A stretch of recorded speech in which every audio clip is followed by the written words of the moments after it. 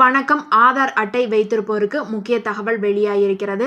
நம்மளுடைய ஆதார் கார்டில் இருக்கிற எந்த ஒரு விஷயத்தை திருத்தணும் அப்படின்னாலும் கவர்மெண்ட் அங்கீகரிக்கப்பட்ட அடையாள ஆவணங்களை சப்மிட் பண்ணணும் அப்படின்னு சொல்லியிருக்கிறாங்க. அந்த அங்கீகரிக்கப்பட்ட ஆவணங்களில் ஒன்று தான் ரேஷன் கார்டு. இந்த ரேஷன் கார்டை நம்ம சப்மிட் பண்ணி நம்மளுடைய ஆதார் கார்டை கரெக்ஷன் பண்ணும்போது நிறையா குழப்பங்கள் ஏற்படுது அப்படின்னு மக்கள் தரப்பிலிருந்து சொல்லியிருக்கிறாங்க.